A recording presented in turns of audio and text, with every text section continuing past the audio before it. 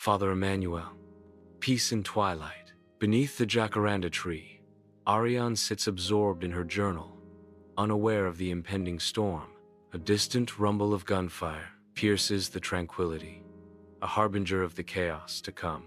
Colonel Jean Mugenzi bursts onto the scene, his uniform bloodied, his eyes reflecting sheer terror.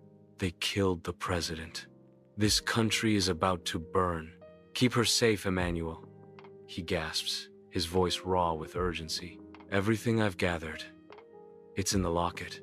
Don't trust anyone, he warns, his words laced with desperation. The radio crackles with news of President Habyarimana's death, casting blame upon Tutsi rebels. Panic erupts within the orphanage as the broadcast spreads fear and uncertainty. Emmanuel, his face etched with worry, races against time to conceal the Tutsi children. His hands blur as he swaps their true identities for carefully crafted forgeries. He turns to Ariane, his voice a hushed plea as he alters her identity. You're no longer Mugenzi. You're Ariane Nduwayezu. Flames begin their ascent, painting the edges of Kigali in a terrifying orange hue. The group moves slowly down the dusty road, their footsteps the only sound in the heavy silence. A roadblock appears ahead, manned by Interahamwe soldiers. Gasigwa steps forward, his laughter threatening to break the tense quiet. Where are you taking these kids, Father? Emmanuel responds calmly. Mission retreat. Gasigwa's eyes narrow, singling out Ariane. This one, she's Tutsi. He turns his gaze back to Ariane, a cruel glint in his eye. Sing a Hutu lullaby.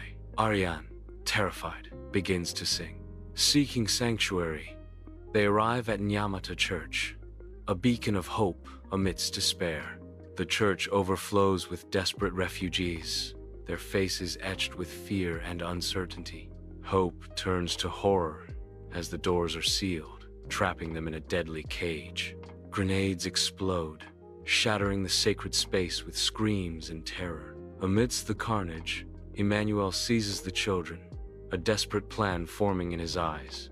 Through a shattered window, they escape the inferno, plunging into the dense woods.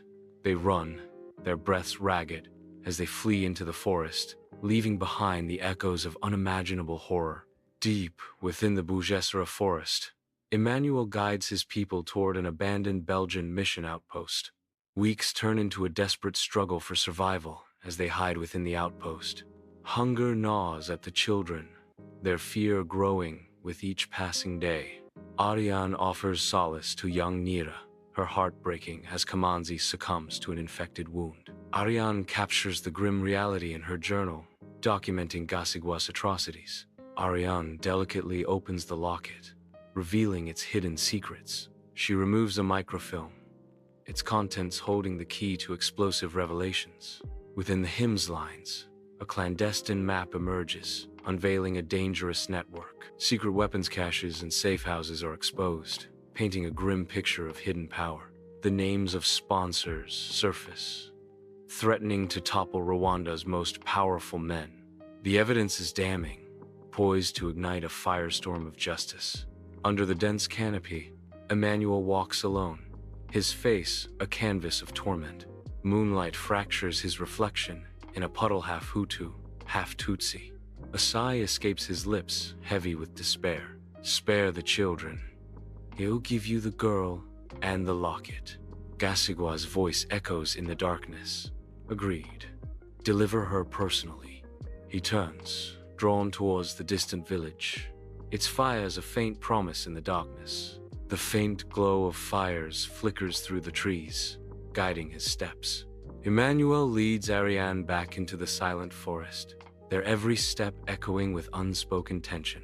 Deeper into the woods they venture, the thick foliage swallowing their forms, the air heavy with foreboding. At a secluded clearing, Emmanuel halts, the stillness amplifying Ariane's growing unease.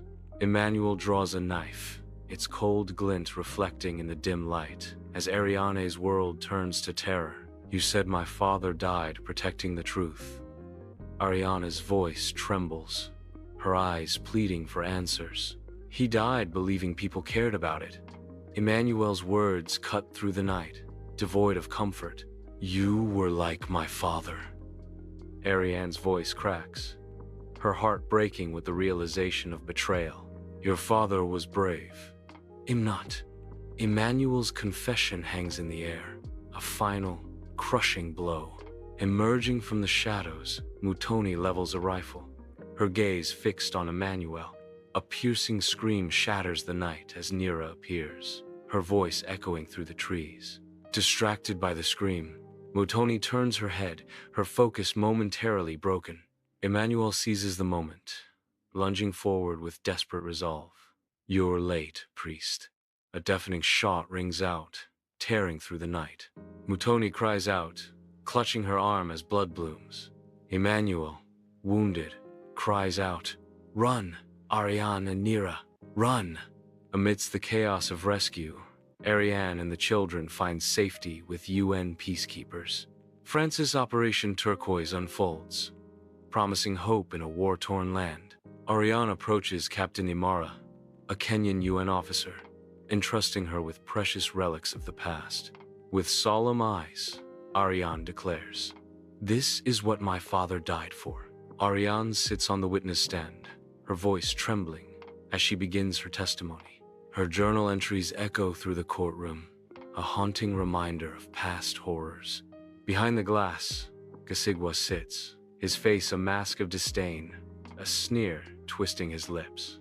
Ariane's gaze hardens as she locks eyes with Gasigwa, her voice gaining strength. "You taught me that monsters wear smiles," Ariane declares, her voice ringing with newfound resolve. "But my father taught me how to fight with truth." Years later, Ariane reopens the orphanage, a testament to resilience and remembrance. A plaque honors Father Emmanuel, who died a coward but rose a martyr. Ariane addresses a new generation. "The hills remember, so must we." Every page, every face, every voice counts. A bell rings, calling the children to rise in song. The children stand, their voices rising in unison.